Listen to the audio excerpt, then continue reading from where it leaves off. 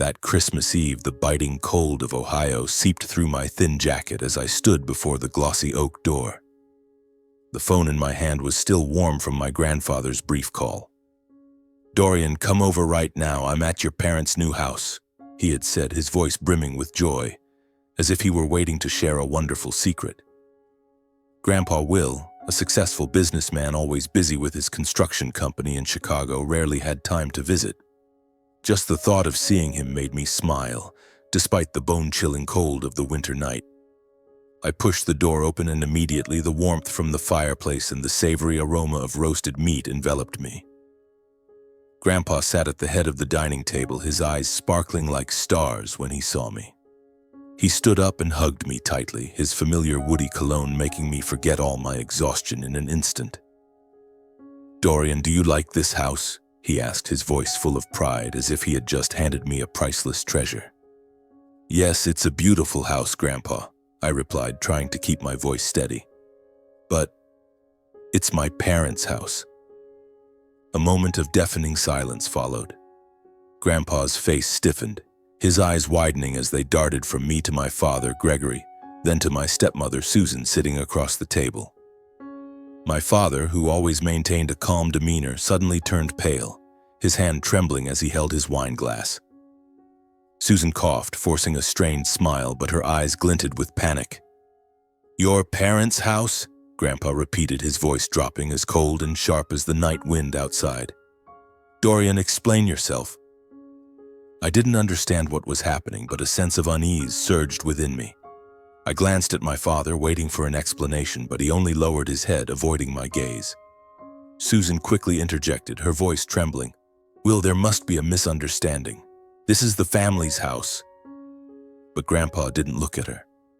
He looked at me, and in that moment I knew a terrible secret was about to be revealed. "Hello, my name is Dorian Marston. The story I'm about to tell is about the years I lived in the shadow of injustice, sidelined by my own family. If you've ever felt like you didn't belong anywhere, like you were treated as an outsider, then perhaps you'll understand me. But even if you haven't, I still want you to hear this story. A story about a boy who grew up with a heart full of scars, and how he found light amidst the darkness. I was born in a small suburban town in Ohio, where the streets were lined with golden leaves in the fall, and everyone knew each other like family. But my family was different from the others. My mother, Diana, passed away shortly after giving birth to me due to medical complications I still don't fully understand. All I know is that she was the only light I never got to meet. My father, Gregory Marston, was a stern man who always kept his distance from me, as if my existence was a reminder of the pain he wanted to forget. When I was 3, my father remarried Susan, a woman with a cold smile and calculating eyes. They had a son together, Benjamin, or Ben as everyone called him. Ben was the center of their world.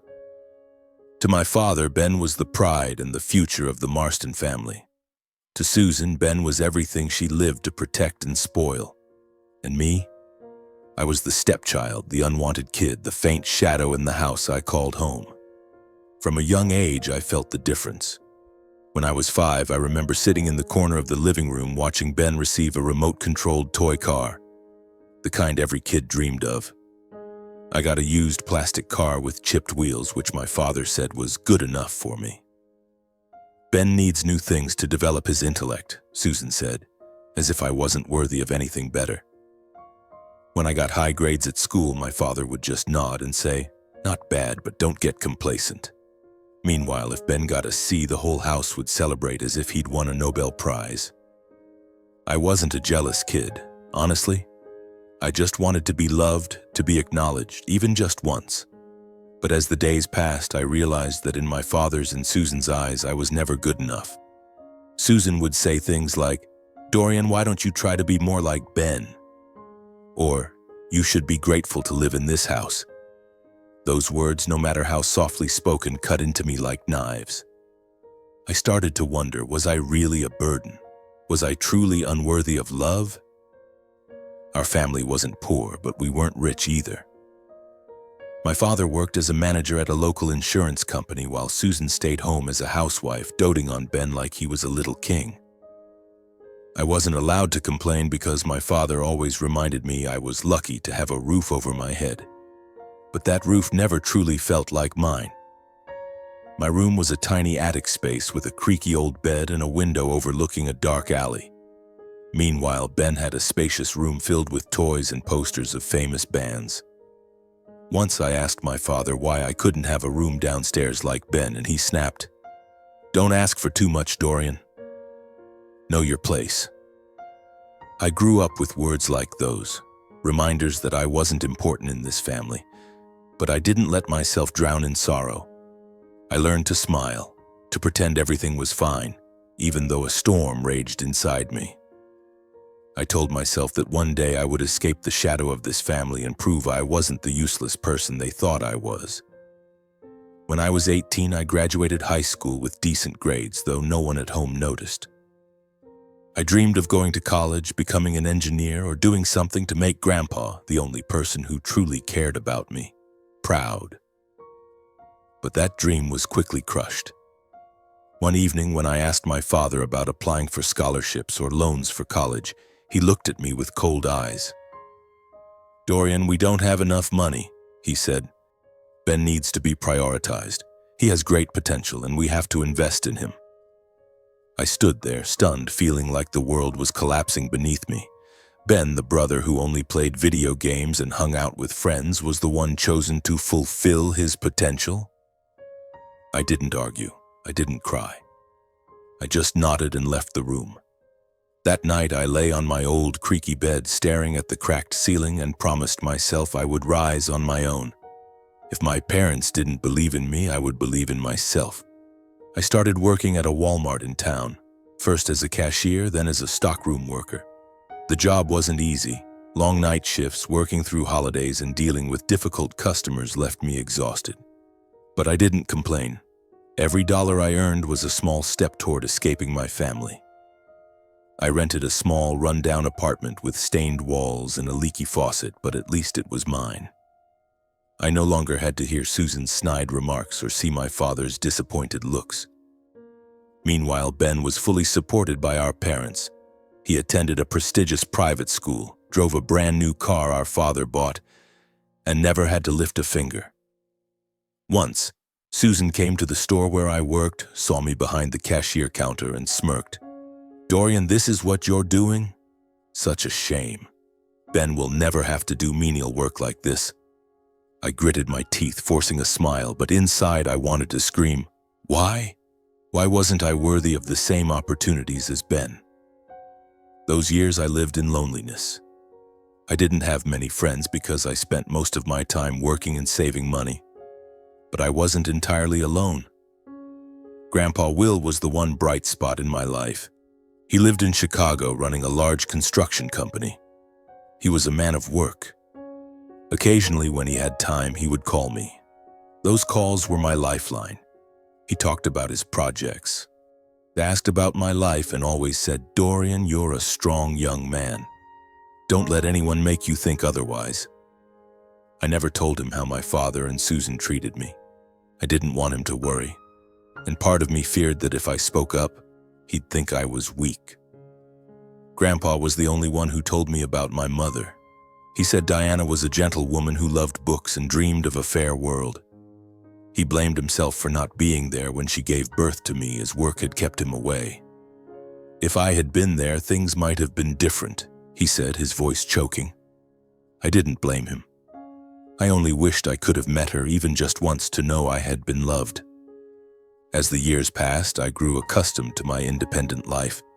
I learned to fix the plumbing in my apartment, cook simple meals, and keep my heart from breaking further. But deep inside, there was always an emptiness, the void of a family I never truly had. I didn't know that while I was trying to build my own life, a great secret was being hidden by my father and Susan, a secret that would change everything. When I was 21, I was still living in my tiny rented apartment on the south side of town, working night shifts at the supermarket. Empty mornings, simple meals, and interrupted sleep had become so routine that they no longer felt unusual. I didn't have much, but I had my freedom, my own space, and a shred of self-respect that I had paid for with years of silent endurance. One early summer afternoon, while I was processing payments at the employee checkout, my phone buzzed. It was a text from Susan. "Come to the new house tonight. Address is 1432 Hollow Creek. Small party." I read the message 3 times, staring at the screen as if it would explain itself. I had never heard them mention anything about moving. There had been no hint that they were looking for a new house, and certainly no one had asked if I wanted to move in with them. I hesitated. Part of me wanted to ignore it, to act as if nothing had happened. But then I thought, maybe this was a chance to reconnect even just a little. Even if it was just a polite gathering, I wanted to go. Maybe to congratulate them. Maybe to prove that I was no longer the sullen, quiet kid I used to be. I had changed. And I thought, maybe they had too. I stopped by a small liquor store near the supermarket and picked out an affordable bottle of red wine, then swung by the embroidery shop to collect a handkerchief I had ordered the previous week. A small gift with the initials GM embroidered on it. I didn't have much money, but I wanted the gift I brought to be thoughtful. The new house was in a newly developed residential area on the west side of town, a place I had never set foot in. As my car turned onto a street lined with newly planted maples and manicured green lawns, it felt like I was entering another world. 2-story semi-classical houses with wooden doors, gray-tiled roofs, and red brick steps. Everything exuded a sense of abundance and order that I had never felt in our old house. I parked in front of the house with the address Susan had sent. It was a cream-colored home with a stone-stepped front yard, a wide porch, and arched windows overlooking a garden. I got out of the car, holding the bottle of wine and the gift, and stood still for a few seconds in front of the door. For some reason, my heart was pounding. Not out of excitement, but because an indescribable feeling stirred within me, as if I was about to step into something that didn't belong to me. Susan opened the door. She was wearing a silk dress, her makeup meticulously done. "Oh, Dorian, come in," she said, her smile as thin as the layer of blush on her cheeks. I stepped inside and looked around. A spacious living room with glossy wooden floors, a granite fireplace, beige armchairs, and a classic chandelier. Family photos already hung on the walls. My father and Susan's wedding picture, Ben holding a sports trophy. No photos of me. I wasn't surprised. My father was in the kitchen opening a bottle of wine, dressed in a white dress shirt, looking more relaxed than usual. When he saw me, he gave a single nod. "Oh, you're here." Nothing more. I handed over the wine and the gift, saying, "Congratulations on the new house, Dad." He took them, set them on the table without opening them, and turned away. The party consisted of just a few people, new neighbors, an older couple who were friends, and one of my father's colleagues. They chatted animatedly about the neighborhood, rising property prices, interior design, and the pool they planned to build in the backyard. I sat in a corner, silent, listening. No one asked where I was from. No one noticed that I poured myself water instead of wine. "We had to search forever to find this house," Susan said to the person next to her, her voice brimming with pride. "Luckily, we closed the deal just before the market prices shot up. Gregory has a great eye for houses." My father nodded, smiling, not denying it. I sat there, trying to smile along. I genuinely wanted to congratulate them, not for the house, but because I believed they had finally found something that made them happy. I didn't know that in that moment I was congratulating them for taking a gift that rightfully belonged to me. That night, when I returned to my rented apartment, I opened my phone, intending to send Grandpa a quick message to check in. But I hesitated.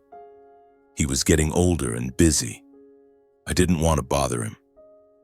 I set the phone down, lay on my bed, and stared at the peeling ceiling. Then I drifted off to sleep, completely unaware of the truth lying silently beneath my feet like an unexploded bomb. After the day I attended the housewarming party, everything seemed to return to its old rhythm, or at least the half-hearted routine I had long grown accustomed to. No one mentioned that day again. No one asked what I thought of the new house, and of course, no one brought up the possibility of me moving in with them. But something strange started happening. From that point on, for every major holiday, Thanksgiving, Christmas, Ben's birthday, even my father and Susan's wedding anniversary, I received an invitation to their house. They weren't warm, heartfelt invitations, but curt text messages, 6 p.m., come for dinner. Ben's looking forward to seeing you. We have guests. Be on time. I went, not because I believed they had changed, but because I still felt the duty of a son. Each time I brought a small gift, carefully chosen and wrapped by hand. But my gifts were usually set aside, unopened in my presence, and no one offered a clear word of thanks. And the strangest thing was, they started pulling me into family photos. The first time was that Christmas. Susan called me over saying, "Dorian, stand closer to Ben, we're taking a family picture." I was surprised but stepped forward. My father stood in the middle, his arm around Ben's shoulders. I stood at the edge of the frame, forcing an awkward smile. As the camera clicked, I felt like I had just stepped into a wordless play, and I was the supporting character thrown in to fill out the cast. In the times that followed, they kept pulling me into photos. At first, it was with the whole family. Later, sometimes just with my father. Once, Susan even placed her hand on my shoulder, smiling brightly. I didn't understand what was happening. Before, I had always been excluded from moments like these. The photos hung in the old house never featured me. So why were they doing this now? I asked once lightly after Ben's birthday dinner. Why have we been taking so many family photos lately? Susan laughed and said, "Oh, we just want to capture memories. You're part of the family too, aren't you?" I nodded, but my heart felt heavy. I wasn't naive. I knew something wasn't right, but I couldn't put a name to it. I only felt like I was being led along, forced into a fabricated frame I had never belonged to, as if I were playing the role of the harmonious eldest son in a photo meant for display, not as myself. And then, on Christmas when I was 23, the truth finally came to light. It was bitterly cold that day. I had just finished my shift at 4:30 in the afternoon, sitting in my rented apartment drinking coffee, planning to show up a little late as usual. Just enough to make an appearance, eat a few bites, take a few photos, and leave early. My phone rang. It was Grandpa. "Dorian, come over right now. I'm at your new house, 1432 Hollow Creek. I wanted to surprise you." I froze. Grandpa was here? In Ohio? He rarely left Chicago. His construction company always kept him tied up. I quickly threw on my jacket and rushed out the door. My mind swirled with questions. Why didn't he tell me he was coming? And why was he at my father's house? When I arrived, the house was glowing with Christmas lights. Wreaths hung on the door and the twinkling lights of a Christmas tree shimmered through the window. I knocked, my heart pounding. Susan opened the door, her smile stiffening when she saw me. "Dorian, why are you—" She stopped, her eyes darting over my shoulder, and I heard Grandpa's voice from inside. "Dorian, come in, my boy." Grandpa stood in the living room, tall and imposing, his silver hair gleaming under the chandelier. He hugged me, a tight embrace that carried both excitement and a hint of tension.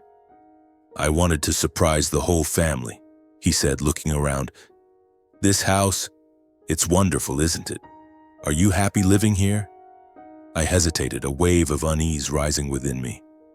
I don't live here, Grandpa. I just visit." Grandpa's face changed. His smile vanished and his eyes narrowed, shifting from me to my father, Gregory, who stood near the fireplace, a glass of wine in his hand. Susan quickly jumped in, her voice syrupy. "Will, there must be a misunderstanding. Dorian likes living independently, don't you, dear?" She looked at me, her eyes practically commanding me to agree. But Grandpa didn't look at her. He fixed his gaze on me, his voice lowering. "Dorian, tell me the truth. You don't live here?" I took a deep breath, feeling the weight of the entire room pressing down on my shoulders. "I live in a rented apartment, Grandpa, on the south side of town. I pay for it with my supermarket wages." Silence. A heavy, suffocating silence, as if the air had been sucked out of the room. My father bowed his head, his hand tightening around his glass. Susan started to speak, her voice trembling. "Will, we thought it was best for Dorian. He wanted to be independent, and Ben needs space to—" "Enough!" Grandpa cut her off, his voice sharp as a blade. "Gregory, explain yourself. 2 years ago, I sent you $400,000 to buy a 3-bedroom house in this neighborhood. A gift for Dorian to give him a good start. I made it clear. The house was for Dorian. So why is he living in a rundown apartment while you and your family are living in that very house?" My father's face went pale, as if the blood had drained from his body. Susan opened her mouth, but no sound came out. I stood there, stunned, feeling the ground crumble beneath me. A house? For me? $400,000? I looked at Grandpa, then at my father, searching for an explanation, a sign that this was just a misunderstanding. But there was no misunderstanding. My father set his glass down, his voice shaky but trying to stay composed. I thought the house would be better used by the whole family. Dorian's independent. He doesn't need a big house like this. Ben's young. He needs a good environment to grow, to study. Doesn't need? Grandpa roared, stepping toward my father. You're saying he doesn't need it? Dorian, the grandson I entrusted to your care, is living in a rundown apartment, working night shifts to survive, while you and your wife live in the house that was meant for him. What did you do with the money I sent? You put the house in your name, didn't you? My father didn't answer. He lowered his head, his shoulders trembling. Susan, regaining her voice, interjected. Will, you don't understand. Dorian isn't my biological son. Ben is the future of this family. Dorian, he doesn't deserve a house like this. He's just... Shut up, Grandpa shouted, his voice echoing so powerfully it seemed to shake the room. Doesn't deserve? Dorian is Diana's flesh and blood, my daughter's son. He's my grandson, and I trusted you, Gregory, to take care of him. But what have you done? You stole the gift I meant for him, deceived me with these fake family photos. He pointed at the picture on the wall, the one of the whole family in the living room, with me awkwardly standing at the edge. I thought Dorian was living happily here. I believed the photos you sent, but it turns out it was all a charade to hide your greed. My throat tightened. The photos, the times I was called over to pose for pictures, the staged moments I couldn't make sense of. It was all to deceive Grandpa, to make him think I was part of this happy family. I looked at my father, waiting for an explanation, an apology, anything. But he remained silent, his eyes avoiding mine. Dorian, Grandpa turned to me, his voice softening but still resolute. Go get your things. You're coming to Chicago with me. This house, I'll make sure it belongs to you as I originally intended. And you, Gregory, I'll be speaking with my lawyer. You'll answer for what you've done. Susan burst into tears, but I felt no pity for her. My father finally spoke, his voice hoarse. Dorian, I just wanted what was best for the family. Best for the family, I repeated, my voice calm but cold. You never considered me part of this family. I've spent my whole life trying to make you proud, but all you ever saw was Ben. You took away my chance, and you didn't even bother to tell me the truth. I turned away, unable to look at him any longer. Grandpa placed a hand on my shoulder, his eyes filled with pain but also unwavering determination. Let's go, Dorian. You don't need to stay here anymore. The chill of Christmas night bit into my skin as we stepped out of the house that was supposed to be mine. The dim glow of streetlights illuminated the snow-covered street, and I could feel my heavy breaths blending into the frigid air. Grandpa led me to a sleek black SUV parked by the curb. The driver, a middle-aged man in a sharp suit, opened the door for us. To the hotel first, Grandpa said, his voice low but firm. I slid into the back seat beside him, feeling like I was stepping into a different world, a world I never thought I belonged to. Are you okay, Dorian? Grandpa asked, his eyes gentle but piercing, as if trying to read every thought in my mind. I don't know, Grandpa, I replied, my voice hoarse. Everything's happening so fast. I still don't fully understand. He nodded, placing a hand on my knee. I know. But from now on, things will be different. You'll come to Chicago with me. We'll start over, just the two of us. I looked out the window, the Christmas lights blurring past like faint sparks. Chicago, a city I'd only heard about through Grandpa's stories, where he built his construction empire from nothing. I had never been there, never thought I'd have the chance. But now, it was where I would begin again. A new life, a chance to escape the shadow of my past. The next morning, we took an early flight to Chicago. I sat by the window, gazing down at the endless snow-covered fields below, feeling like I was leaving behind an old, worn-out world for a dream. Grandpa sat beside me, quietly reading a business newspaper, but every now and then he glanced at me with an encouraging smile. When the plane landed at O'Hare Airport, a biting Chicago wind greeted us. James, Grandpa's driver, was waiting with the familiar SUV. We drove through the bustling city streets where skyscrapers towered overhead, their steel and glass gleaming under the winter sun. I had never seen anything like it. Ohio, with its narrow roads and modest houses, seemed to belong to another world. The car turned into an upscale suburban neighborhood, where the streets were paved with stone, lined with ancient oaks and sprawling mansions. James stopped in front of a large iron gate, beyond which a driveway led to a 3-story mansion surrounded by perfectly manicured lawns and vibrant red rose bushes, even in the middle of winter. My jaw dropped, unable to believe my eyes. "Is this your house, Grandpa?" I asked, my voice trembling. Grandpa laughed heartily, clapping me on the shoulder. "Welcome to my home, Dorian. And now, it's your home too." Grandpa's mansion wasn't just a house, it was a palace. The carved wooden front door opened into a grand foyer with marble floors, a spiral staircase leading upstairs, and abstract paintings lining the walls. The living room was 3 times the size of my rented apartment, with floor-to-ceiling windows overlooking a backyard garden, complete with a shimmering pool and an outdoor barbecue area. The scent of pine and leather from the luxurious furniture made me feel like I had stepped into a 5-star hotel. I don't know what to say," I whispered, standing in the middle of the living room, still clutching my small bag of belongings. "You don't need to say anything," Grandpa replied, leading me upstairs. "Your room is here." He opened the door to a spacious bedroom with a king-size bed, a walnut desk, and a window overlooking the garden. A brand new laptop sat on the desk and a soft plush rug covered the floor. "This is where you can start over. No pressure, no burdens, just a fresh start." I sat on the edge of the bed, feeling like I was dreaming. Just hours ago, I was in my rundown apartment with a leaky faucet and peeling ceiling. Now I was here in a room I wouldn't have dared to imagine. But alongside the overwhelming awe was a lingering ache. The house in Ohio, the house that was meant to be mine, still felt like a thorn in my heart. That evening, Grandpa took me to a fancy restaurant in downtown Chicago. We sat in a quiet corner, the candlelight flickering on the table. He ordered an expensive bottle of wine, but I only took a small sip, still unaccustomed to such luxury.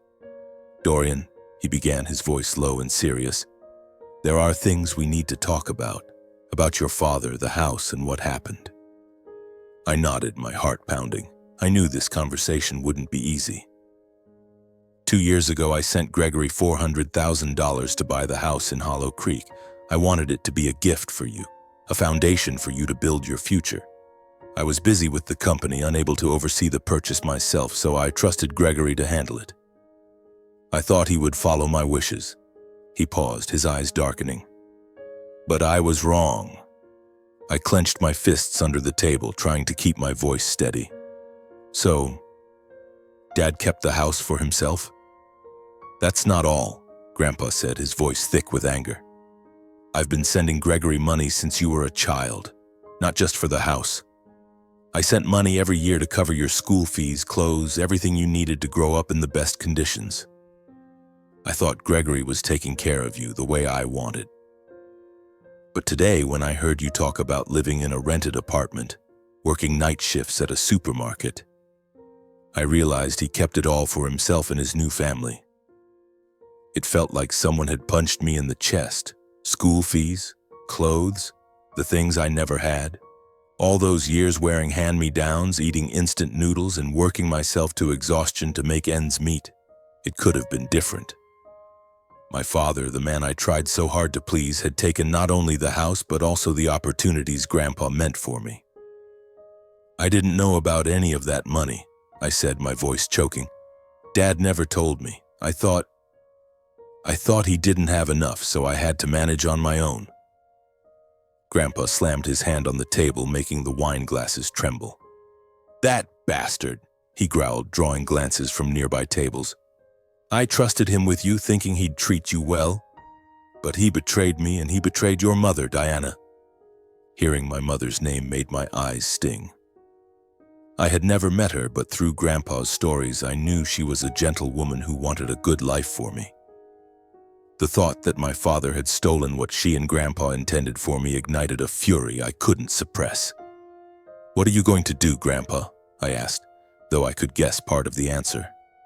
I'm going to sue Gregory, he said, his voice cold as ice. I'll make sure the house is transferred to you, and I'll cut off all financial support to him. He doesn't deserve a single cent. I stared at the table in silence. Part of me wanted my father to pay, to face the consequences of his actions. But another part, the part that had grown up in neglect and pain, just wanted to let it go. I was tired of living in resentment. I didn't want my new life in Chicago to be tainted by lawsuits and disputes. Grandpa, I said, my voice soft but firm, don't sue him. I know you're angry and so am I. But it's already happened. I don't want to drag this out. Cutting off his financial support is enough to make them realize they can't keep taking advantage of you. I just want to start over here, with you. Grandpa looked at me, his eyes softening, though I could still see the pain in them. Are you sure, Dorian? You have every right to claim what's yours. I'm sure, I replied. That house, it doesn't matter anymore. I want to build my future, not live to fix the past. He nodded slowly, placing a hand on my shoulder. You're stronger than I thought, Dorian. Your mother would be proud of you. The weeks that followed in Chicago were an emotional journey. I moved permanently into Grandpa's mansion, and each day felt like I was learning to live again from scratch. Grandpa didn't just give me a home. He gave me a chance to rediscover myself. He took me to visit his construction company, a modern building in downtown Chicago with bright offices and a bustling team of employees. He introduced me to everyone as Will Marston's grandson, and for the first time I felt recognized, seen as a person of value. Would you like to try working here? He asked one day as we stood overlooking a construction site in the suburbs. You don't have to do big things right away. You can start with small projects, learn as you go. I hesitated. I had never imagined myself working in construction with its technical blueprints and complex numbers. But the trust in Grandpa's eyes made me want to try. I'll give it a shot, Grandpa, I said, but I can't promise I'll be good at it right away. He laughed heartily. No one's good from the start, Dorian, but you have heart and determination. That's all I need. I started working at his company initially as an assistant in the planning department, organizing documents and tracking project progress. The work wasn't easy, but with each passing day I learned to read blueprints, understand construction processes, and even began contributing ideas during meetings. My colleagues, who at first only knew me as the boss's grandson, gradually looked at me with respect. They saw me work hard, stay late to finish tasks, and refuse to rely on Grandpa for special treatment. Outside of work, I began exploring Chicago. I walked through its lively streets, visited museums, and spent hours in coffee shops, reading books, or simply watching people pass by. For the first time in my life, I felt like I had time to breathe, to dream, to become a better version of myself. Though life in Chicago gave me hope, the scars of my past didn't fade easily. Some nights I lay in the comfortable bed in my new room but dreamed of my old rented apartment, hearing Susan's mocking voice or seeing my father's cold gaze. I wondered if I truly deserved this life or if it was all a dream that would vanish. Grandpa noticed when I grew quiet. One evening, as we sat by the fireplace, he handed me an old framed photo. It was my mother, Diana, smiling brightly, holding a small dog. "Your mother always wanted you to be happy," he said. "I couldn't be there for her when she needed me most.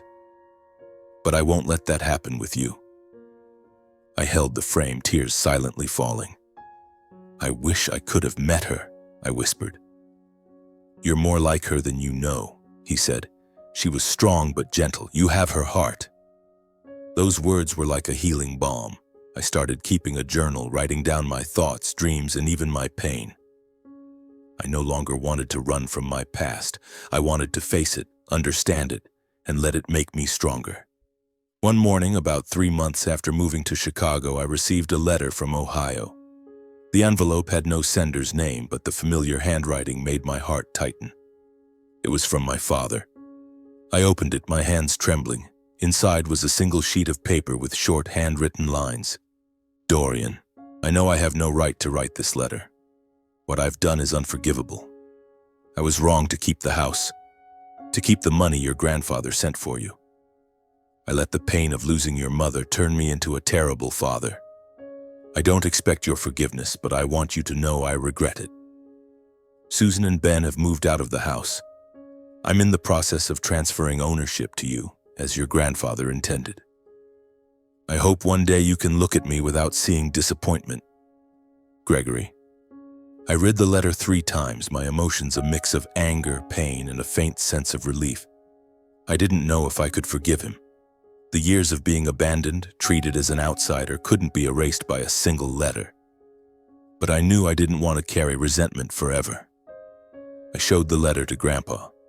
He read it, silent for a long time, then said, "It's your decision, Dorian. If you want to take the house, I'll help you. If not, I'll respect your choice." I thought about the house in Hollow Creek with its green lawn and warm fireplace. It had once been my dream, but now I didn't need it to feel worthy. "I don't want the house, Grandpa," I said. "I want to sell it and use the money to go to college. I want to become an engineer like I always dreamed." Grandpa smiled, his eyes sparkling with pride. "That's my grandson."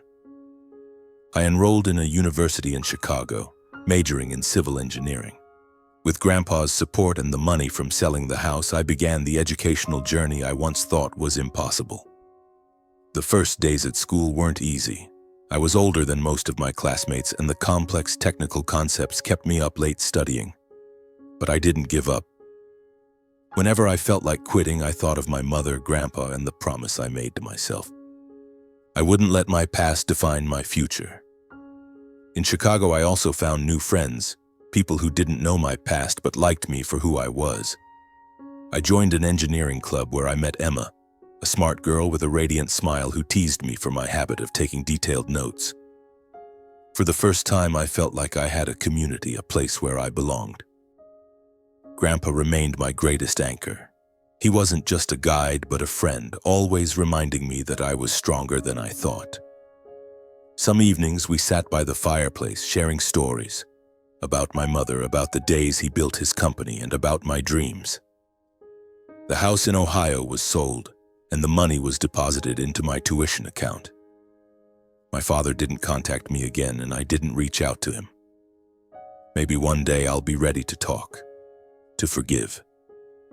But for now, I wanted to focus on the present, on what I could build. 2 years have passed since that fateful Christmas night when the truth about the house and Grandpa's money was exposed. Chicago has become my home, not just because of its bustling streets or towering skyscrapers, but because it's where I found myself. I'm in my second year of college, majoring in civil engineering, and each day I feel closer to my dream of becoming an engineer, a dream my father once crushed with the excuse of not enough money. I found a community of friends, a clear purpose, and most importantly, a sense that I deserve what I've achieved. But while I was building my new life in Chicago, back in Ohio, my father's family, Gregory, Susan, and Ben, was falling apart. I didn't know much about them over the past 2 years except for a few rumors from old acquaintances in town. They said my father had lost his job at the insurance company, that Susan no longer hosted lavish parties, and that Ben, the pride of the Marston family, had dropped out of college after just one semester. I didn't dwell on it. The past was the past, and I had learned not to let it pull me back. Until one day the past came knocking. One late autumn afternoon, while I was studying for midterms in the university library, my phone buzzed. It was an unfamiliar number from Ohio. I hesitated but answered. Susan's voice came through, weak and trembling, devoid of the arrogance it once carried. "Dorian, it's Susan," she said, her voice faltering. "I know you're busy, but I need to talk to you about the family." I gripped the phone, a chill running down my spine. "Family?" The word sounded foreign coming from her. "What's going on?" I asked, my tone colder than I intended. "We're in trouble, Dorian. Real trouble. I thought maybe you could help." I stayed silent, letting her continue. Susan launched into a long story, her voice a mix of desperation and an attempt to cling to dignity. After Grandpa cut off all financial support, my father, Gregory, lost his steady income. He had been fired from his job, unable to focus amid the family's turmoil. Susan couldn't find work, having never held a job since marrying my father. They had sold most of their possessions to pay off debts, but it wasn't enough. The house in Hollow Creek, though transferred to me and later sold, was no longer theirs to live in. They had moved to a small apartment on the edge of town, which Susan described as cramped and unworthy of our family. "And Ben?" Susan paused, her voice choking. "Ben's struggling, Dorian. He's working at a fast food restaurant, but he's not used to it. He doesn't know how to handle things like that. He needs help."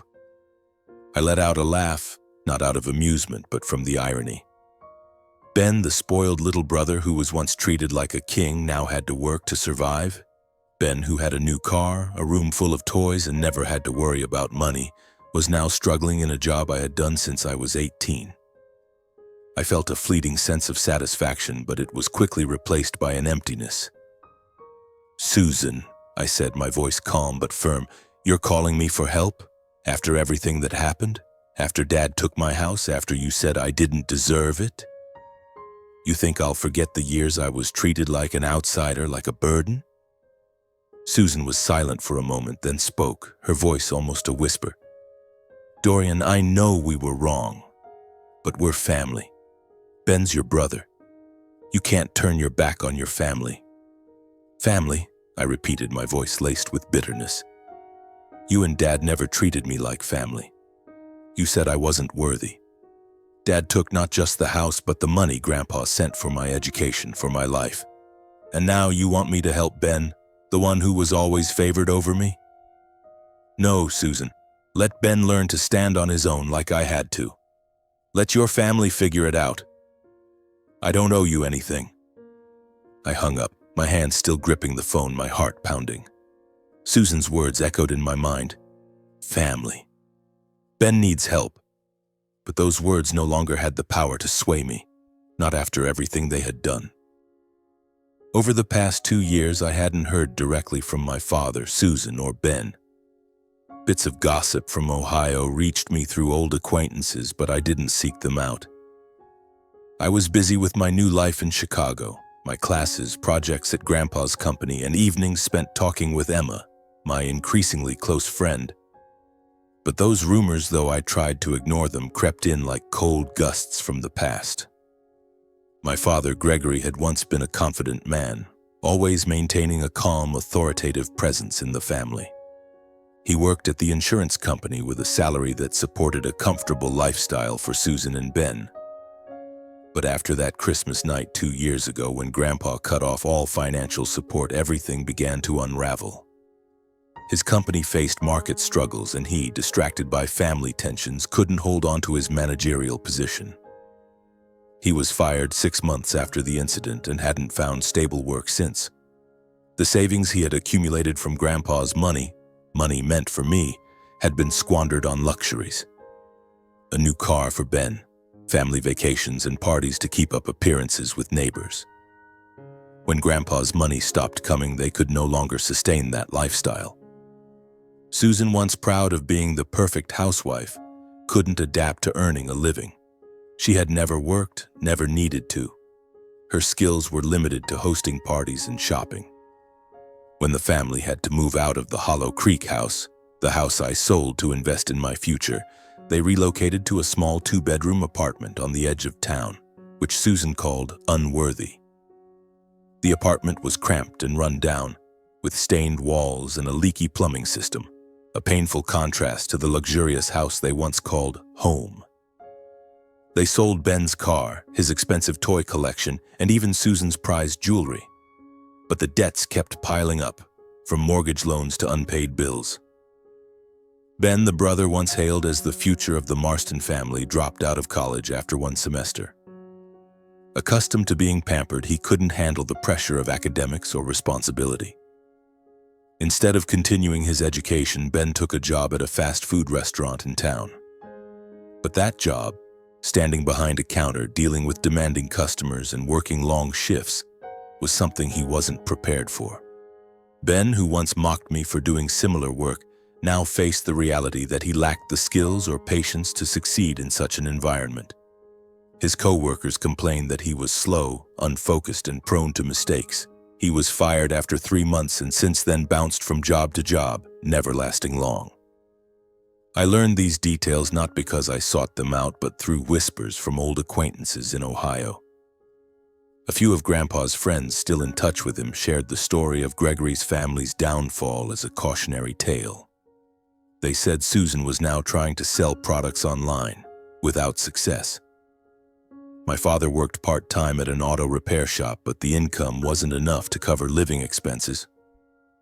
They lived in hardship, and for the first time they faced the reality I had known since childhood: scarcity and the struggle to survive. A month after Susan's call, I received another letter from my father. It wasn't an apology like the last one, but a plea. He wrote that the family was on the brink of bankruptcy. The apartment they rented was now at risk of eviction due to unpaid rent. Ben, after being fired from his third job, had given up on finding steady work and started hanging out with a bad crowd, drinking and causing trouble in town. My father wrote that he had no one else to turn to, that I was their last hope. He used the word family repeatedly, as if it could awaken some sense of duty in me. I read the letter in my room at Grandpa's mansion, sitting on the king-size bed I still wasn't entirely used to. Each word felt like a knife reopening old wounds. I remembered the years of being pushed aside, being called unworthy, being compared to Ben as a reminder that I was never good enough. I remembered the nights lying on the creaky bed in the attic, wondering why I wasn't loved. And I remembered that Christmas night when I learned that everything I had longed for, a home, an opportunity, had been stolen by my father and Susan. I called Grandpa and told him about the letter. He listened, his eyes darkening just as they had that Christmas night 2 years ago. "What are you going to do?" he asked, his voice steady but not pressuring. He always respected my decisions, though I knew he was still furious about what Gregory had done. "I'm not going to help them," I said, my voice firm. "They had their chance. Ben had everything I didn't. A car, a nice room, our parents' love. If he has to work to survive now, that's a lesson he needs to learn. I pulled myself up from nothing. I don't owe them anything." Grandpa nodded, saying nothing more. But I knew he approved of my decision. He had once wanted to sue Gregory to seek justice for me. But I had chosen to let the past go, and now I chose not to let it drag me back. While Gregory's family struggled in Ohio, I continued my journey in Chicago. I aced my midterms, and Emma, my close friend, threw a small party to celebrate. She had become an essential part of my life, not just for her radiant smile, but for the way she made me feel like I was enough. I took on more work at Grandpa's company, handling larger projects and even leading a small construction job in suburban Chicago. Each step was proof that I didn't need my father's or Susan's validation to succeed. I also began writing a book, not to recount my story, but to document the lessons I'd learned about resilience, finding self-worth, and overcoming the scars of the past. I didn't know if it would ever be published, but writing it was a way to heal, to turn pain into strength. One winter day, as I walked through downtown Chicago, I unexpectedly saw Ben. He was standing on a street corner wearing a thin jacket, his face gaunt and his eyes sunken. I stopped, unsure whether to approach. But he saw me first, and his eyes lit up with a flicker of hope. "Dorian," he called, his voice hoarse. How are you?" I nodded, keeping my distance. "I'm fine, Ben. You?" He gave a weak smile, no longer the arrogant boy I once knew. "Not great," he admitted. Things aren't like they used to be. Can you help me? Just a little. I don't have anyone else." I looked at him, remembering the times he was favored, the times I was pushed aside. "Ben," I said, my voice calm but unyielding. "I had to stand on my own when no one helped me. You can too. Get a job, learn to take responsibility. Don't look to me to fix what your family did wrong." I turned and walked away, continuing down Chicago's snow-covered streets. I didn't look back, not because I didn't care, but because I had chosen myself.